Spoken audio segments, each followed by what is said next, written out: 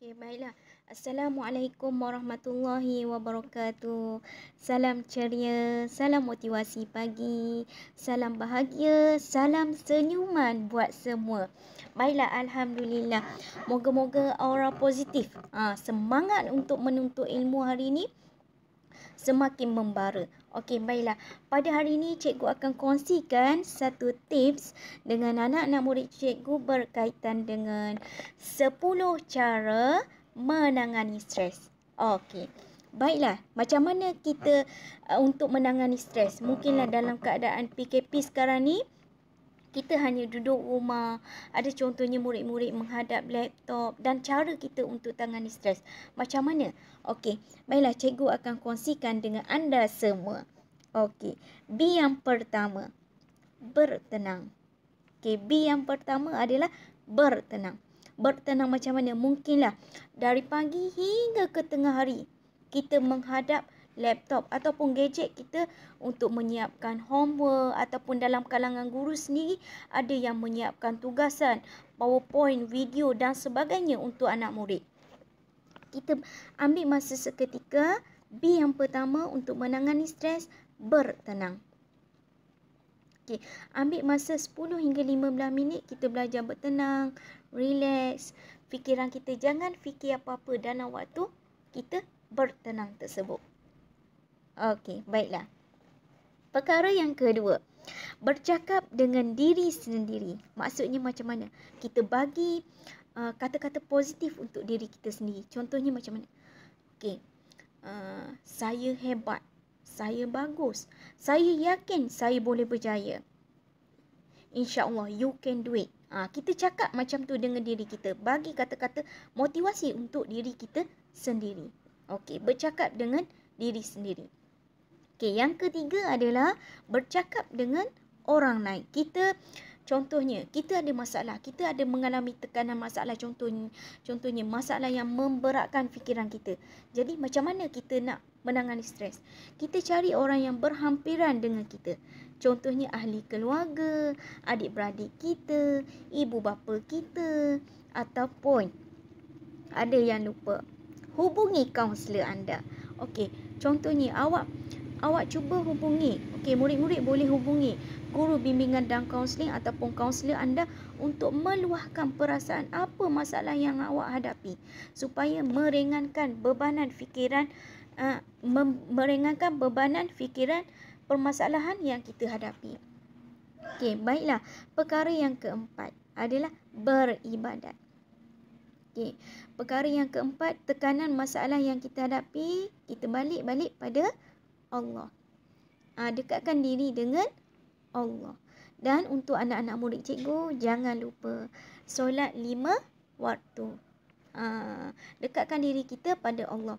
Allah lah yang memberi ujian pada kita dan kita minta tolong dengan Allah. Moga-moga Allah juga membantu kita untuk menyelesaikan masalah kita, tekanan yang kita hadapi.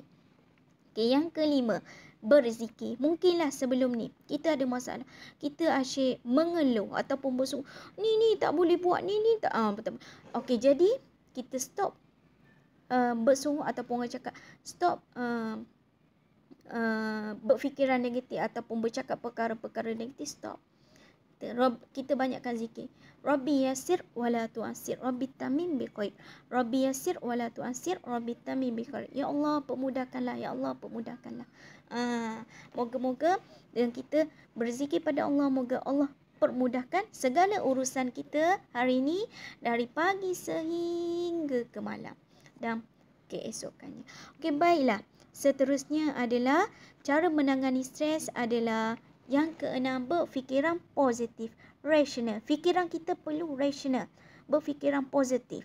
Contohnya maksudnya macam mana? Contoh dalam keadaan PKP ni ada yang mengalami masalah, saya kena buat homework dengan gadget lagi, dengan menghadap laptop yang sangat lama. Kita berfikiran positif. Kita belajar perlu diteruskan. Pembelajaran kita menuntut ilmu hari-hari perlu diteruskan.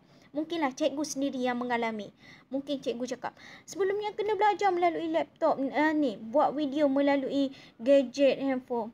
Tapi melalui PKP kali ni, Kita belajar buat video. Sebab benda tu kita akan belajar untuk guna hari-hari yang mendatang. Berfikiran positif. Bila keadaan macam ni kita cakap, oh baru aku nampak hikmahnya. Alhamdulillah. Okey, baiklah. Perkara yang ketujuh adalah berehat. Okey, contohnya berehat, contohnya kita ambil 1 minit. Ataupun tengah hari tu, okey, lepas saja kita mengikuti pembelajaran online, selepas saja kita buat homework, ambil masa seketika untuk kita berehat. Contohnya kailullah, ataupun kita berehat, kita tidur sekejap, rehatkan minda kita. Okey, perkara yang ke-8 adalah beriadah ataupun bersukan. Contohnya kebiasaannya ni adalah waktu petang, kita berjalan. Okey, contohnya dalam keadaan sekarang pun kita banyak duduk kan, kita mendengar cikgu kelas online ataupun kita buat kerja rumah, banyak duduk. Kita berdiri sekejap, duduk, gerak-gerakkan tangan, angkat tangan ke sisi dan sebagainya. Okey, seterusnya yang beriadah yang ke-9 adalah bersenam. Bersenam. Biasanya ni ambil masa 10 hingga 15 minit kita bersenam supaya dapat mengeluarkan peluh dan sebagainya. Okey, yang ke-10, yang ke-10 adalah berurut. Fikiran kita ni kita buat urutan sedikit. Contohnya buat macam ni. Kita berurut supaya ketegangan ataupun tekanan yang kita hadapi tu dapat dikurangkan. Dekat bahagian tengkuk kita ni kita urut sedikit.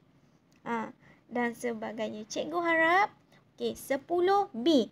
Cara untuk menangani stres: bertenang, bercakap dengan diri sendiri, bercakap dengan orang lain, beribadat, berzikir, berfikiran positif, berehat, beriadah, bersenam dan berurut.